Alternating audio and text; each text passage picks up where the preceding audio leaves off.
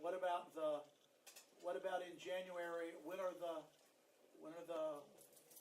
physics people? That's after the next. It's the third Wednesday. Third Wednesday. And who's going to speak, Walter? Well, maybe it'll come to you. Okay.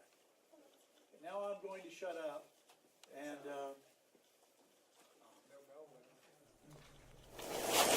It's a very great pleasure to welcome Dr. Mario Gliozzi, our speaker this evening. Mather himself. He's on the faculty of the Physics and Astronomy Department at George Mason University. He obtained a master's and PhD degrees in physics from the University of Torino in Italy. And his PhD thesis was on active galactic nuclei, which we'll also be hearing about tonight. So let me just remind you what an active galactic nucleus is. Pretty much any galaxy with a bulge has a supermassive black hole in its center. And that supermassive black hole becomes active when there's material close enough for it to accrete some of that material.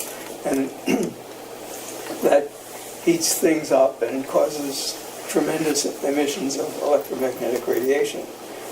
At other times, the black hole, supermassive black hole, is inactive, like the one that's presently at the center of our galaxy. That actually means that it wasn't active 25,000 years ago, which is when it would have had to accrete something if we were to see the light now. After his PhD, Dr. Gliozzi did research for 3 years at the Max Planck Institute for Extraterrestrial Physics in Germany. And that was during an interesting time, during the last years of the ROSAT X-ray astronomy satellite and the beginning of the data stream from the XMM-Newton X-ray satellite, both of which have been very productive instruments. He moved to the U.S. in 2001, where he worked with data from the Chandra, the Rossi X-ray Timing Explorer, and the Swift X-ray satellites, which are among the main X-ray instruments up there. He uses the data from these satellites to improve our understanding of all aspects of active galactic nuclei, which kinds of galaxies host which kinds of active galactic nuclei, and how their emissions vary in time as a function of wavelength.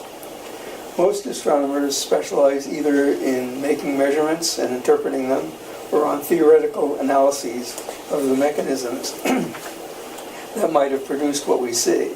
Dr. Gliozzi is one of the lucky few who are good at both observation and theory. Today he'll tell us about black holes at all scales. Thank you for inviting me. It's a pleasure. The weather wasn't the best, but good enough to be here today. Okay, I'll be happy to answer all the questions if you have questions during the talk. Problem is that I'm blind by this. So if you have a question, just shout it and then I'll try to find you and answer the question. So what I'm going to talk today about is, in the first part I will talk about general properties of black hole systems, both the small ones, the stellar black holes, and the big ones, supermassive black holes. Then I'll talk about the tools that we have observationally to infer information about these objects. What is the current picture that we have about them, and what are the current open questions. Then I'll focus on some of these questions that I have tried to address in my work, and we'll see if we have some answer or more questions. And I conclude with a quick look on the next satellites in all wavelengths.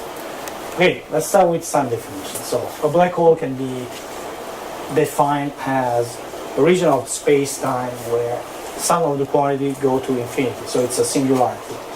It's also a region of the space-time where, if you are close enough, not even light can escape. So you might ask, okay, then observationally we cannot do anything about black holes. We'll see that it's not the case. But from the theoretical point of view, a black hole is a very simple object. It's like a big elementary particle with only three quantities that define it. So the mass, the spin, and the charge. When we're talking about astrophysical black holes, charge does not play a big role because matter is generally neutral, and so we are left with only two parameters. Mass is the most important one probably because it defines the scale in terms of length and also the time scale. The spin is important because it tells you how close you can go with matter, and this will have an influence on the radiative efficiency of the mechanism. Okay, we cannot see black holes directly. We can infer their presence based on what we see around black holes. So for example, if there's a black hole close to stars, these stars will come and start moving very, very fast. And actually that's the way we have to measure the black hole mass. If gas is close enough to the black hole, it will form what is called an accretion disk, which emits a lot of radiation, both in the optical, in the UV, and then coupled with another component which is called corona, emits a lot in the X-rays. That's why I'll be talking about X-rays.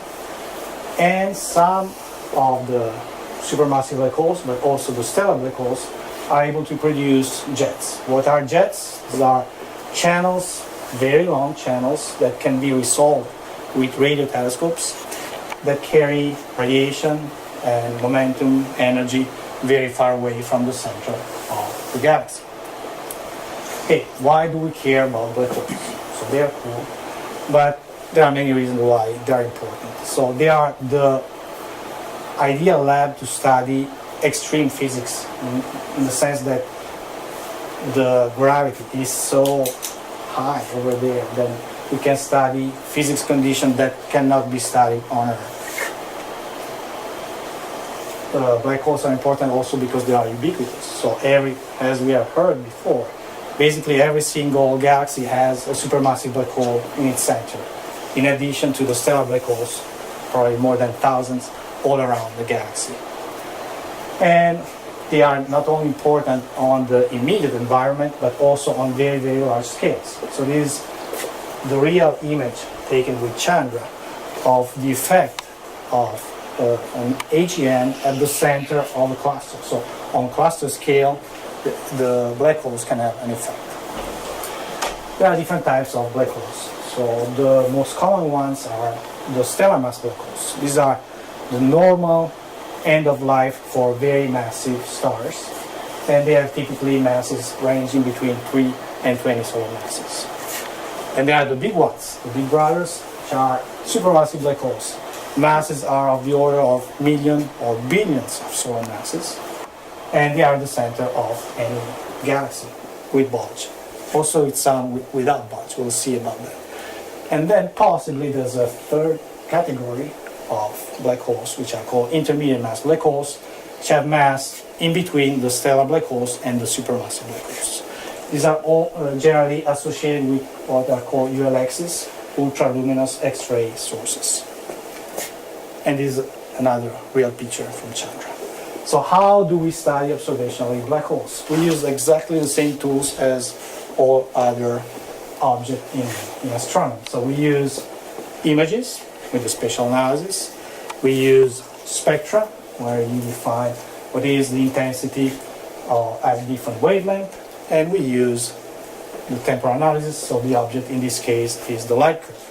So these three objects, but I will be talking mostly about the X-ray. So these three images, spectra, and light curves, you can obtain them in all wavelengths. I'll be focusing mostly on X-rays for several reasons. One is that the X-ray is ubiquitous in black holes. And the second one is that it's easier to disentangle the X-ray emission associated with black hole with respect to the UV or the optical emission associated with black holes. Because black holes are one of the few category of object that emits very high quantities of X-rays, while every other object emits mostly the optical and the UV. Then they are produced very close to the black hole, so by studying X-rays we can really track the activity of black holes. And finally, the X-rays are highly energetic, so they are able to penetrate also gas and dust between us and the sources. Okay, so what can we learn from the spatial analysis, from the images? So we can have a look at the big environment around black holes. So this is an AGN, and so you can study what is called the gas reservoir. So how much mass you have in order to make the object active. You can study the jets. So this is an X-ray image, real image of a jet, and the contour is the radio emission. But what we cannot study is exactly the central element. What we want to study, what we want to learn about, the angular scale is several order of magnitude smaller than the best resolution that we have, that is 1 arcsecond obtained with Chandra. What can we learn from the spectral analysis? We can learn the physical condition of large-scale structures, so the reservoir. We can learn something about the accretion flow, which is what we want. At the zero order, any spectrum, X-ray spectrum for an AGN, can be fitted with what is called a power law. Power law is like something that goes like this. And so the parameter that defines the power law is the slope, also called photon index. So the slope tells us about the accretion rate. If the slope is steep, then the accretion rate is high. If it's flat, then it's not so high. We can learn also about the corona, some properties. What is another thing that we can learn from the spectral analysis of the X-rays is something from the lines. So when you're dealing with a line, and the line is produced in something that is rotating, like a disk, then you have, I can point at this, double horn, because one is moving toward you, the other is moving away from you. So red shift and blue shift instead of a single line. If something is at rest, then you have a single line. If it's rotating, then you have this kind of profile.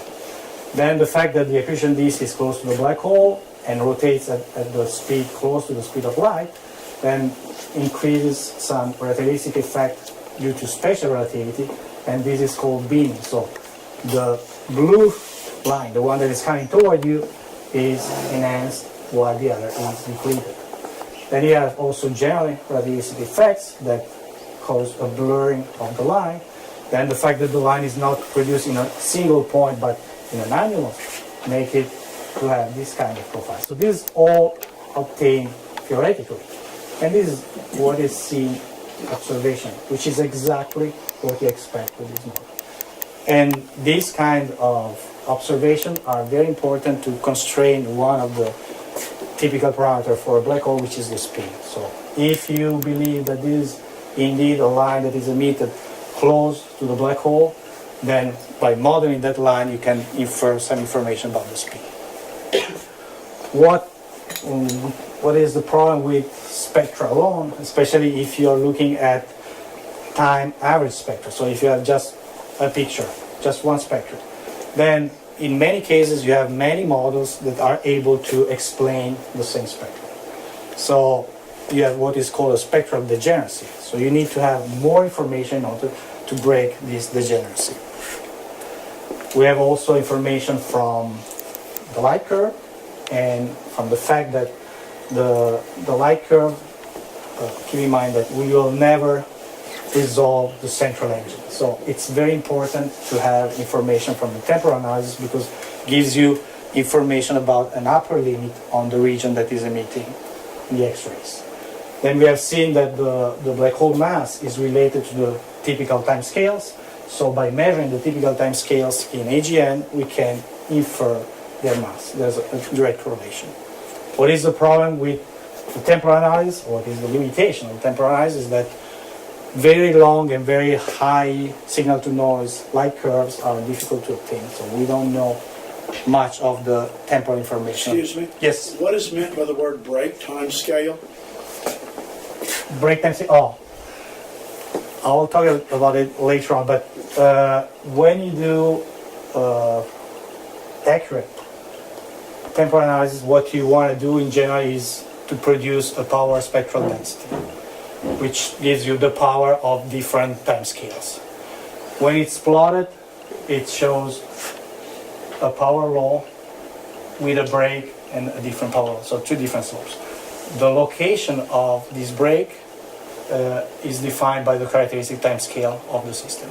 So when you measure this break in the power spectral density, that's the typical time scale of the object.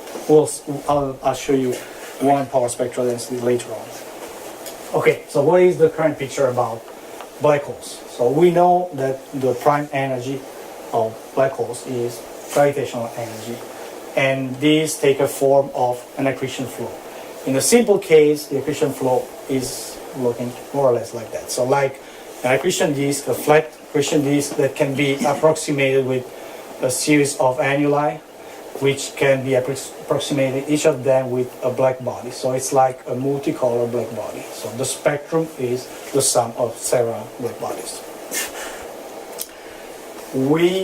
However, every single model that describes an accretion flow is unable to produce enough X-rays to match the ones that we are seeing. So there should be another component. This component is called corona, in analogy to the corona in the sun. And basically what it is an ensemble of high energetic electrons that upscatter the seed photons coming from the accretion disk. So you can see you have the accretion disk that produces mostly in the optical and the UV, not much in the X-rays, but some of the photons are scattered many times by the corona, and then will produce what is the continuous spectrum, which is in the X-rays. The unknown about the corona is, first of all, the geometry. So we don't know exactly what is the geometry of the corona. We don't know exactly what is the link between the disk and the corona. Then we have the jet. So some objects with black holes produce jets, some don't. So one big question is, why do we produce jets in some cases and why not in other cases?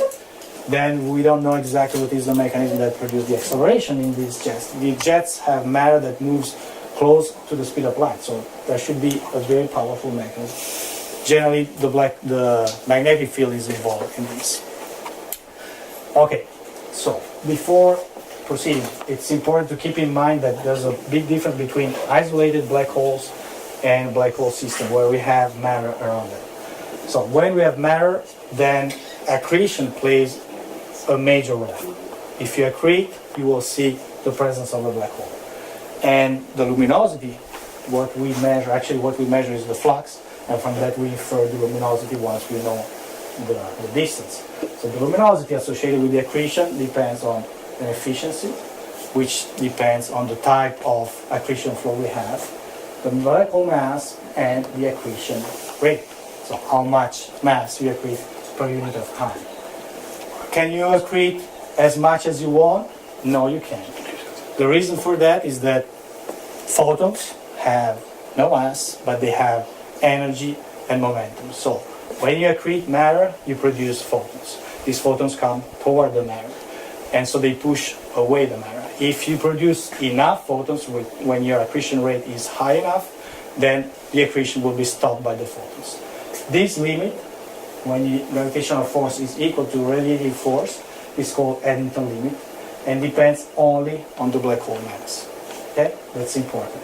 So if you measure the luminosity associated with the accretion, and if you have the mass, then the ratio between the two gives you a way to constrain the accretion rate, which is another important parameter for, and actually maybe the most important one in addition to the black hole mass. So, in principle, black hole systems are extremely simple. You need only 3 parameters to describe them, but the phenomenology produced by this kind of system is extremely complex. In AGN, so for the supermassive black holes, we have many different classes of AGN. Type 1, Type 2, radio loud, radio quiet, highly accreting, high luminous, or low luminosity AGN. In stellar mass black holes, we have many different spectral states. So everything can only be explained by these 3 parameters. Okay, so how can we progress? So we need to combine all possible type of information that we get. So we need to combine images, spectra, timing analysis. We need to combine the X-ray emission with everything we get in other bands. So for example, this picture here in the top view you have the X-rays. Here you have the optical, so you can see that the jet has no correspondence in the optical. And here you have radio, which has a big correspondence with the X-ray. What you can do, you can analyze space resolved part of the jet, and you can infer information about the different mechanisms that can produce the different radiation or that don't produce it. And here you see the light curve in different wavelengths. Okay, so this kind of combination of all the possible information is useful for any part of astronomy, not only black holes. What is unique about black holes is that the physics of black holes is scale invariant. So what happens in one system, even if it's very small in terms of scale, should be exactly the same with what happens in a system that is billions of times bigger than that. So they have the basic ingredients. Central engine is a black hole, an accretion disk, a corona, sometimes a jet. They have slightly different reservoirs. So in the case of stellar mass black holes, the reservoir is the companion star that through Roche lobe or through winds provides the mass that is then used by the black hole. We have slightly different environment in the sense that in supermassive black holes we have an additional component which is a toroidal structure, like a donut, that generally is around the accretion disk. Okay, what are the similarity and what are the advantages of one class over the other? So a big advantage for the stellar mass black holes, the small ones, the ones that we have in our galaxy, is that they are much closer. So if they are closer, then the flux, which is what we measure, it's much, much higher. If the flux is much, much higher, then the ratio between your signal and the noise is much higher, which means that the quality of everything, images, spectra, and light curve is much higher in stellar mass black holes. Another big advantage for the stellar mass black holes is that they are small. And since the time scale depends on the mass, and since their mass is 1 million times smaller than the one in supermassive black holes, then what we can see in this case is an entire cycle of the life of a black hole. Actually, a change in spectral state. So what is this here is a sort of a correspondence in X-rays of what is the HR diagram in the optical. HR diagram gives you the evolution of stars, statistically speaking. Here, for the same object, so here you have hardness, which is a measure of the spectrum, and here you have the count rate, which is a measure of the brightness. So if you look at the same black hole system for a month, then you are able to see this kind of loops. So you start with the lower hard state, and it goes here, it goes in the highest of state, and then it goes back here. And every single state is characterized by specific temporal properties, so it's very variable here and here and here. Here it's more or less stationary. It's characterized by different jets properties. So here you have a jet, a steady jet. Here you have a jet that is not steady but is powerful, and here you don't have a jet at all. Okay, so if you want to use this kind of plot for an AGN, for a supermassive black hole, then you'll be stuck at the same point over and over again. So what we can do with AGN is associate to the different spectral state of the stellar black holes a different class of AGN. Because for AGN, we have two advantages. One is that for at least the AGN that are much closer to us, so our center of galaxy and M87, we can actually see very close to the event horizon. That is not possible for stellar mass black holes.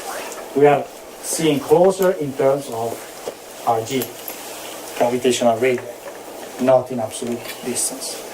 And another big advantage of supermassive black holes is that we have plenty of them. So we have millions of them. So we can do statistical studies with them, which we cannot do with stellar mass black holes. There are only 20, 30 stellar mass black holes that are very well studied, but we don't have the number of AGN that I will study. Okay, so what we can do, what we can learn about black hole systems. So one of the important parameters that we want to constrain is the black hole mass. And there are different ways to determine the black hole mass. So I will talk soon about an X-ray method that we use to determine, to constrain the mass in AGN. But before, let's talk about what is generally used to determine the black hole mass at different scales. So what you use for a stellar mass black hole is the same principle that you use anywhere in the universe. For example, if you want to measure the mass of the sun, you just need to measure the orbital parameters of any planet around it, and you're able to constrain it. If you want to measure the mass of Jupiter, just measure the orbital parameters of Jupiter's moon, and you're able to. That's what we do in stellar mass black holes. We cannot see the black hole, but we see the companion. So we study the orbital period. So if you measure the velocity and the distance, then you're able to constrain the black hole once you know the inclination. Okay, so you need to have always a test particle. In the case of a stellar mass black hole, it's the companion. In the case of supermassive black holes, if they are close enough, and this is a real picture of our center of galaxy, then you can study over the years the orbits of the inner stars. And by studying these orbits, you can constrain the black hole mass at the center of our galaxy. What are the limitations of this method? It can only be applied to very nearby objects, because you need to spatially resolve the sphere of influence of the black hole. And it cannot be used for very active black holes, because if they are very active, then they produce a lot of radiation in the inner region, and so the inner region is inaccessible to you. Okay, but there's another method very similar method to measure the black hole mass in active AGN, active and variable. So this is the structure, general structure of an AGN. So you have the black hole at the center, you have the disk, you have the torus that here they cut so you can see through it. Sometimes you have the jet, sometimes you don't. But what is important in this point of view is that you have also clouds. So these clouds of gas are close to the potential well of the black hole. So they are feeling the gravity of the black hole. So by measuring the orbital properties of this cloud, which is called broadline region, when it's close to the black hole, it's called broadline because the lines that is produced here is Doppler broadened, and since here they're moving very fast, then they call broadline. Here you have other clouds that are far away, they still move but at a lower speed, so they are not so broadened. So what this region is called is narrow line. So we want to focus on this region here, broad lines, and we want to use it as a test particle for a black hole. Okay, so in order to measure the radial velocity, we just look at the width of the line and we can infer what is the velocity. But what about the distance of it? For the distance, you have to measure the time delay between the ionizing flux from the disk and the line that is produced by this region. So here the blue is the B-band continuum from the disk, and here is the line produced in the broadline region. So by measuring the delay between the peak in the line and the peak in the continuum, you can infer what is called the radius of the broadline region, so the distance of the broadline region. So once you have the velocity and the distance, as in all other methods, then you can determine the black hole mass. There's, of course, an unknown geometrical factor because we don't know exactly what is the orbit of these broad lines. Also, this method, of course, has some limitations. It can be applied only to objects that have a broadline region. It can only be applied to objects that are highly variable and not too big. If they are big, then the time scale is extremely long, and so you are not able to follow this kind of light curve. Okay? In addition, this kind of method requires a lot of instrument and time, so it's expensive. But since we have thousands, millions of AGN, and we want to do statistical studies, there should be a way to measure, at least constrain, the black hole mass in a simpler way. And this is an indirect method, which is often used, and it's based on the fact that there is a tight correlation between the optical luminosity associated with the jet, with the disk, and the radius of the Broglie region. This is the correlation. This is one version of it. And since you have this correlation, then you don't need to study the delay between the continuum and the line. You just measure the luminosity and measure one spectrum that is useful for you to determine the velocity, and then you can apply the same method. The limitation of this one is that, again, it can be only applied to Broglie region objects, and also it is based on the correlation which is confirmed for reverberation mapping object, which is a very limited sample. So we don't know if it can be extrapolated to very bright or very weak objects. So that's why we need additional and alternative methods.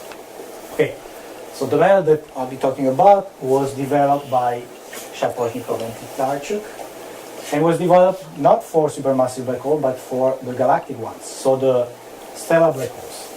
Why do we need a method for these ones? Because for galactic black holes, many times you don't know exactly what is their distance. So you can infer the mass in different ways, but the distance is very hard to constrain. So this method has two plots. It's like having two equations.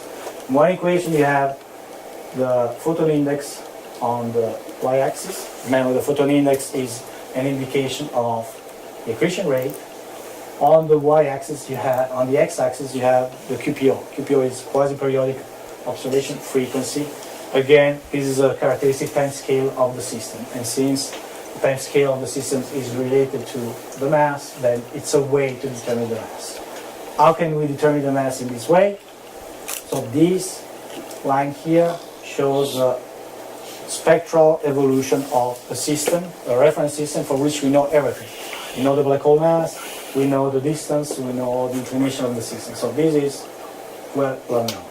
This one is our target. It's the one for which either you don't know the black hole mass, or you don't know the distance, or both of them are uncertain.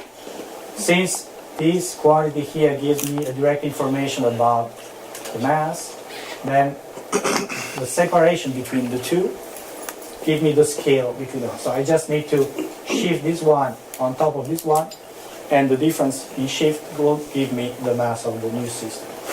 Second plot, again, we have gamma, which is a proxy for the accretion rate.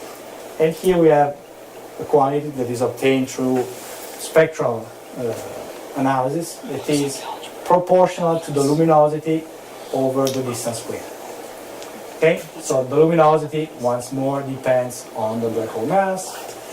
And so, since we have also the distance, by combining the two, we can constrain for objects for which we don't know both the black hole and the mass.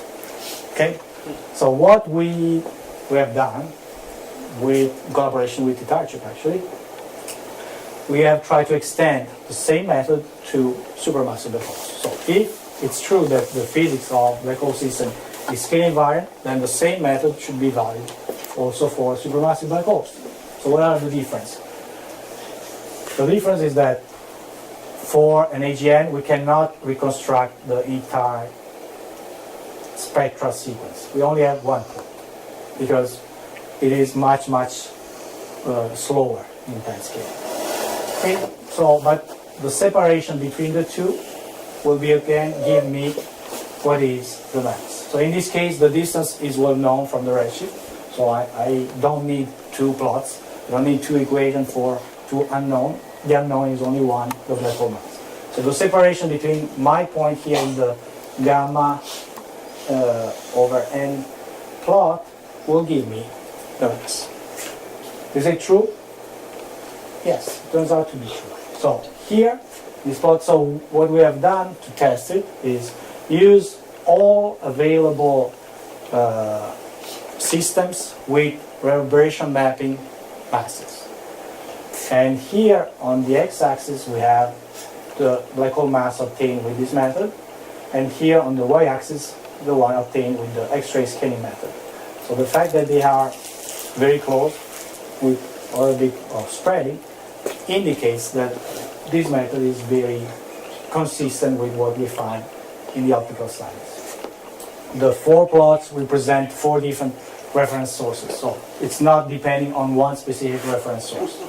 And this histogram is another way to show that there's a good agreement between the reverberation mapping measurement and the scaling method measurement. Of course, as every single method, also this one has some limitations. So the limitation for this one is that the X-rays should really be produced by quantization. So the X-rays are produced by the jet or by a different mechanism, or you cannot recover the intrinsic X-ray emission, that you cannot apply it. And it breaks down when you are dealing with objects that are very weak. Because when they are very weak and they are accreting at very low accretion rate, then the positive correlation between the photon index and the flux is no longer valid. Okay, so we have this method, let's use it.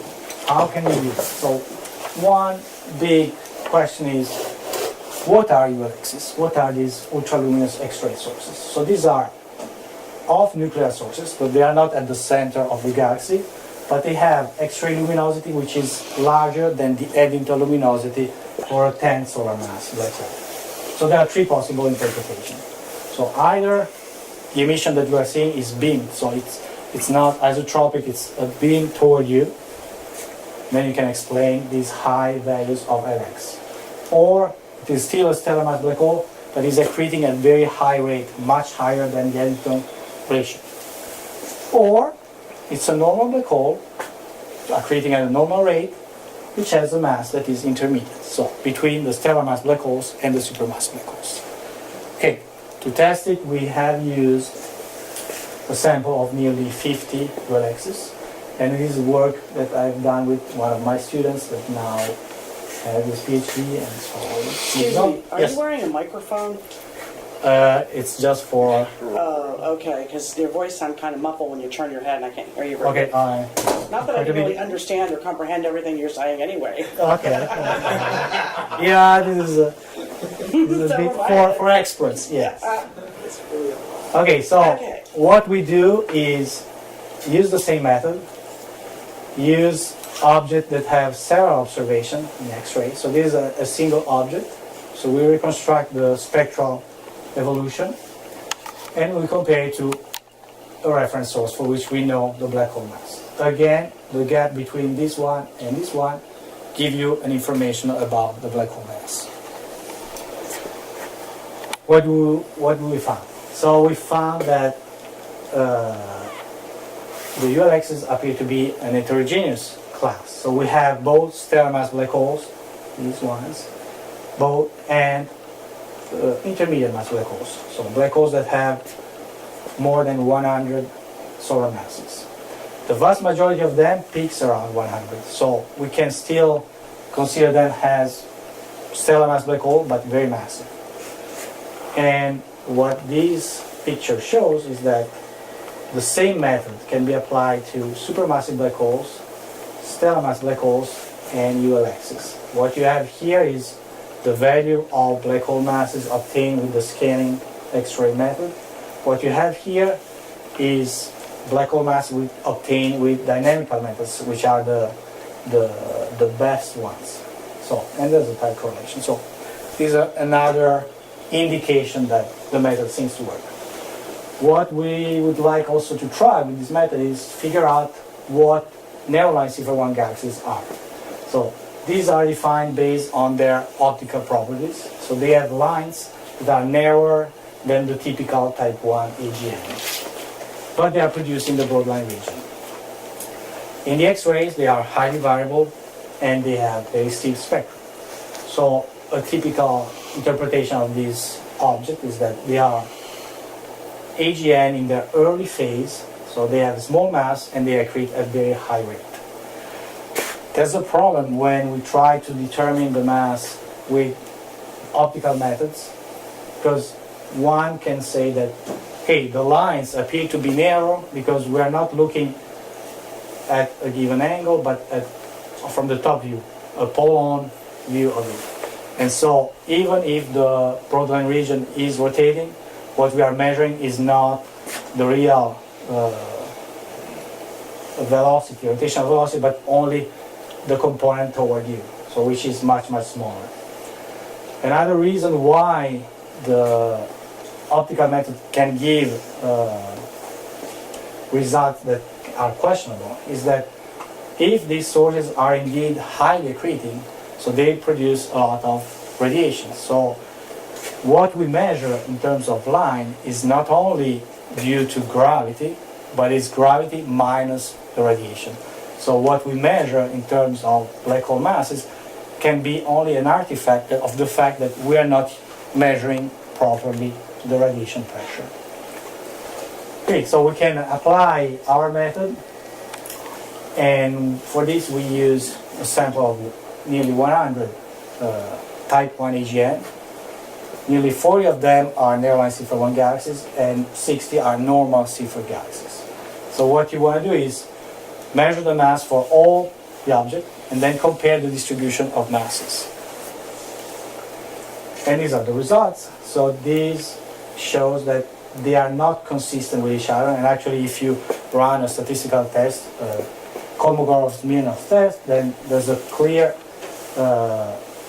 result that tells you that they are not coming from the same distribution. And there's even more difference when you compare what is called the proxy for the accretion rate. So broadline C4 galaxies are much less accreting than narrow-line C4 galaxies. So the preliminary conclusion of this work, which is done in collaboration with a non-graduate student, is that indeed narrow-line C4 galaxies are AGN at the early stage with small mass and high accretion rate. Okay, let's try to answer a different kind of question. So now let's try to see if we can constrain something about the central ending. So what is the link between the three basic elements of a black hole system? The disk, the corona, and the jet. To do so, one of the best techniques is to use multi-wavelength monitoring campaign observations. And for this one we use PKS 0558, which is again a narrow-line C4 galaxy, but it is peculiar in the sense that it has also probably a jet. It is radio loud, meaning that it is emitting also a lot in the radio. So this shows how variable it is in the hard X-ray measured with the RXT. So this is 5 years. Then there's more than 1 year with SWIFT, which is very important because it simultaneously observes different bands. Then there are also radio observation and deep X-ray observations. Okay, so what can we learn? Here's the power spectral density, what I was talking about before. So if we combine the long 5-year light curve on RXT with the deep XMM observation, you can reconstruct what is called the power spectral density. And you can see that there's a double inclination. So here you have its flare, and here you have a knee, and here you have. So here you have your characteristic time scales. From the characteristic time scale, you can infer the mass. And from the mass, you can infer the azimuthal luminosity. By the way, so applying our scaling method gives more or less the same mass that you obtain with the timing properties. Again, so here you can use spectral informations. This is the spectrum going from X-rays to optical and UV. If you integrate this one, you obtain what is called the bolometric luminosity. Bolometric luminosity tells you what is the accreting luminosity. So once you have azimuthal luminosity and bolometric luminosity, you can compute the ratio, and what you get is the accretion rate. So we can conclude that the source is indeed accreting at a very high rate, close to the Eddington limit. But we have also multi-wavelength simultaneous observations. So this is done with Swift, and the light curves here are from optical, and the increase in energy going here. So optical, optical B, this is almost UV, UV, extreme UV, and here you have X-rays. So in principle, if the disk can be approximated to this simple model, then this kind of light curve tracks what's going on in the external loop. This one, what's going on here, and so when you're going here, then you're tracking down what's going on in the inner part of it. And the X-rays are what is produced by the corona, which is not shown here. If you want to do a detailed analysis of the correlation between these different light curves, then what you have to do is a cross-correlation analysis, which is basically comparing the light curves in one band and superposing it to another light curve in order to see which one is coming first. Okay? So in this kind of analysis, we have used the one in the UV, in the extreme UV, as reference source. So when we see something that is positive, which means on this side here, it means that the extreme UV is leading, is coming first. When we see something that is negative, so if it's higher here, it means that it's negative, then the UV is following. So the analysis goes from here to here, here, here, here, here. So here, it's the comparison between the optical and the UV. And the optical is negative, so it means that the optical comes first. Then still slightly further, because here is higher than here, and then it becomes symmetric. And then when you compare the extreme UV with the X-rays, then it's the extreme UV that starts first. So what is the interpretation of this data? The interpretation is that what happens is that you have a perturbation that starts from the outside of the disk, then propagates till the inside, and here it goes into contact with the corona, and then it produces some variation into the corona. So the results of this analysis that the propagation model, this model where you go from outside to inside, is favored with respect to irradiation model. What is the irradiation model? Is a model where the corona plays a major role, and so the corona starts the variability, then it affects the disk, and then you see something happening first in the UV and then in the optical. Okay, since this source is also a radio source, we were able also to obtain imaging observation of this source. And the important point here is that we have two symmetric lobes here, which means that the jet, if the jet is present, is not pointing toward you, but it's in the plane of the sky. That's important because it tells you that the jet does not contribute in other bands. So all the results that we had before are associated with the accretion. And all the radio is associated with the jet. What can we conclude for these objects? So we can conclude that this is a very important object with an ideal lab to study the disk, the corona, and the jet. According to the disk, it appears to be in agreement with the propagation model. Everything starts outside and then propagates inside. All the properties of this object are consistent with one specific spectral state of the small black holes. So if you want to put this object on this X-ray HR diagram, then it will be here. And the fact that that all the properties are indeed consistent with what happens at this very small scale is a further indication that there's a unification between the small black holes and the big black holes, and we can use the same physics all over. Okay, last part and short part of the talk is trying to address two important questions about the seed black holes. So for the stellar black holes, we know how they are formed. They are formed from massive stars. For the supermassive black hole, we don't know exactly how they are formed. So that's a big open question. And the second point is that we don't know how they evolve and why they seem to evolve along with the galaxy that contains them. Okay, so why we need to know something about the seed black holes?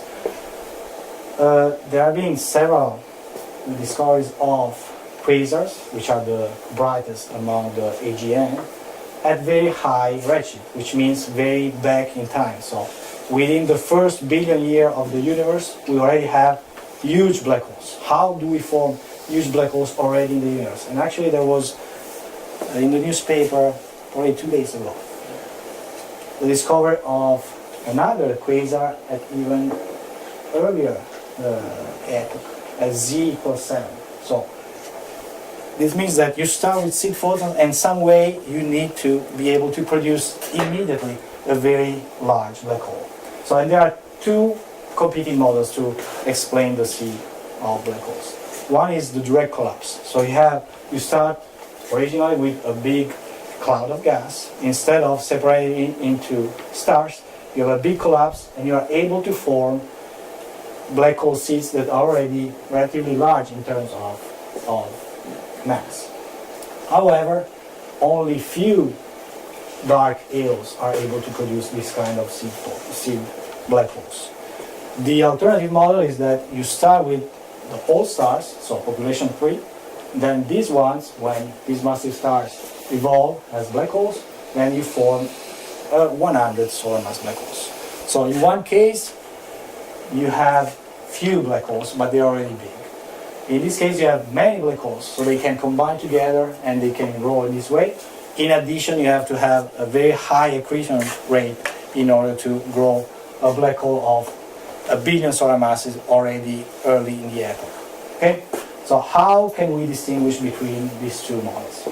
So we have not yet, we don't have the capabilities to look back in time, so to study the seed black holes at the early phase of the universe. So what we can study is the black holes in our nearby galaxies. And it's better to study these black holes in dwarf or bulgeless galaxies because these are galaxies that did not went through many merging processes, which means that what you are observing is the pristine black hole. Okay, the work that I've done with my colleague at George Mason, so Chupita Shachikon, is looking at one of these galaxies, a bulgeless galaxy that in the optical looks perfectly normal, non-active, by the way. So there's no indication of an AGN. However, if we use the infrared spectroscopy, we can see that there are very high energetic excited lines that imply the possible presence of an AGN. So follow-up studies, and this is again an approach where you combine infrared and X-rays, allow you to conclude that indeed there is a bright X-ray source at the center of it, which is an indication of a black hole. And in this particular case, we also have two bright off-nuclear sources that might be intermediate mass black holes.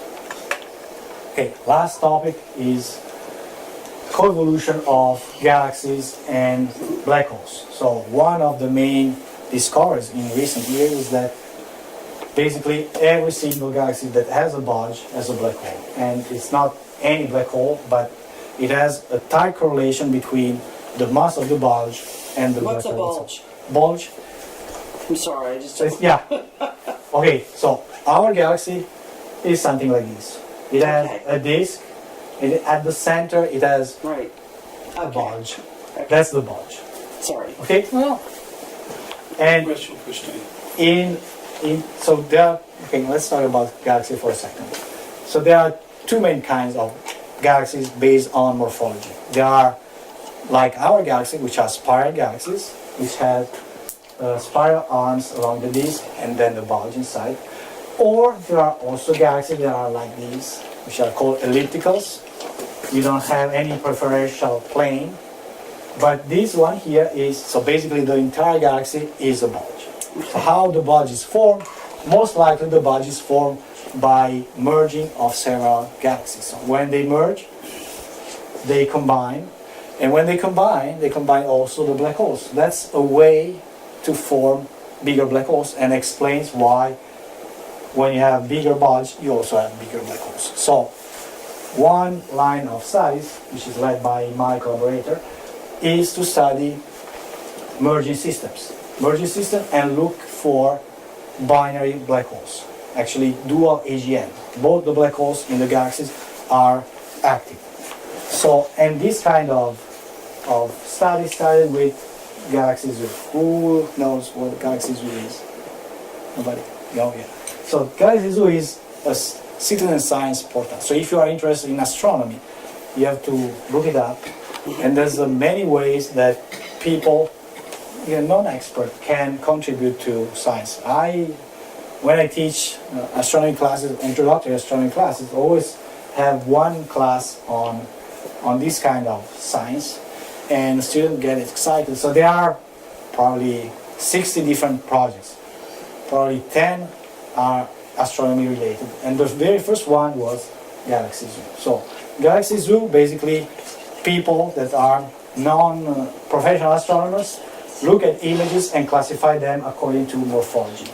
And what they did is classify them and find out which one are disturbed system that indicates that the two galaxies are merging, are in the merging system. So this one, step one, look at the morphology.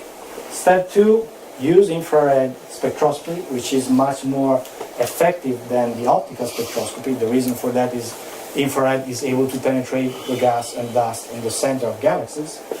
And what this plot shows is that how, so these points here are obtained with the infrared and indicate the detection of AGN.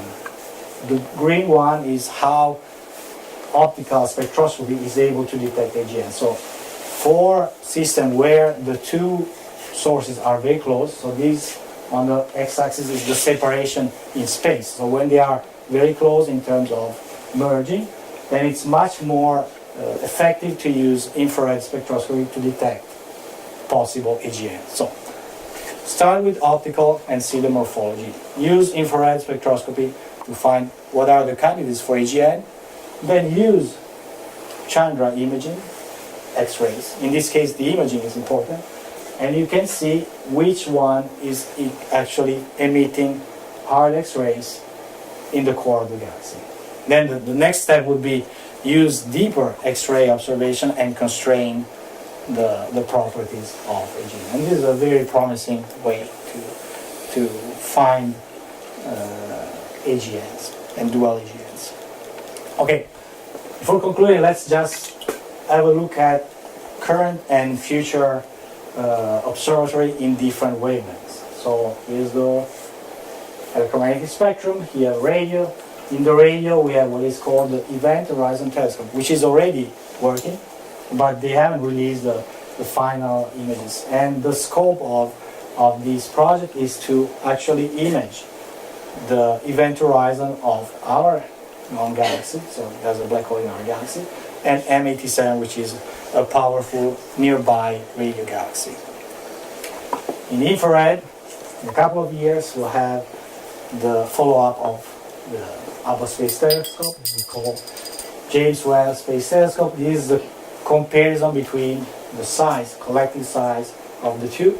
So probably a big difference, but the most important point is that it will focus on the infrared, which will make him look at very far away in the past. So the further away you go, the back in past you are. So this one is projected in order to study the very early galaxies and the very early black holes. In the optical, we'll have the Large Synoptic Survey, which is the size, the real size of it. And the main advantage is not the size, because there are already telescopes of that size. The big advantage is that it's the big portion of the sky that is able to observe per night. And will cover almost the entire sky in a couple of days. And it will go over and over and over again. So it will focus on what is the transient phenomena in the universe in the optical. Excuse me. Yes? The previous picture, is that in Arizona by any chance, where they make Yeah. It's just, okay. Yes. Yes. Okay, in the X-rays we'll have probably what is called Athena, which is the next generation of X-ray telescopes, which is 100 times more sensitive of the current telescopes, which are already very powerful. So, all in all, everything will be combined with what we know about gravitational waves. Now we have a few detections, soon we'll have something also in space, so there will be an additional constraint for black hole system, which is very important. So we can conclude that, yes, they are black holes, but their future is very bright.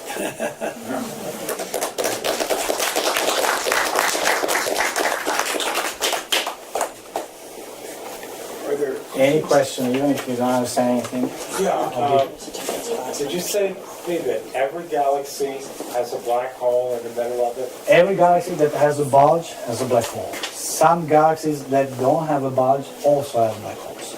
So the vast majority of galaxies do have black holes, yes. Okay, At least but that's some what we can don't. Some don't. Some, for at least in some of them, we were not able to detect, because it's difficult to detect a black hole if it's not active. So if it's a distant galaxy that has a small black hole whose activity is very low, so for example, our galaxy has a black hole and we detect its activity only because it's close to us. If the same galaxy were far away, we were not able to detect the presence of a black hole in our galaxy. So the fact that we don't see black holes in some of the galaxies may just be because we cannot detect their activity. So why are they in space when this happens? Yes? By activity, you mean that material is falling into the black Yeah, hole? everything related to an AGN, yes, yeah. So when a black hole has happened to eat all the material there, Exactly, then it's and there are different ways. So there are some of them that eat some of it, but at a low level. So if you are able to detect it, then you have to combine really a lot of information. Some have already eaten that and then have produced jets. So you can see the structure of jets from previous activity. That's a way also to detect indirectly black holes. Are there any further questions back there? Can you comment on how, if I have it right, how black holes can shut off star formation in the center of galaxies? Yeah, okay, so it's a debated argument, but one simple way to see is that they are both competing for the same material. So some material can be used by stars, but if the material is close to an active black hole, then this material will be warmed up, and so it will be more difficult for the star formation to occur. Because in order to form stars, you need to have cold gas. So the fact that you have something that is very bright, ionizing, and then you have also jets, then is not the best way to form stars. Let's thank our speaker again.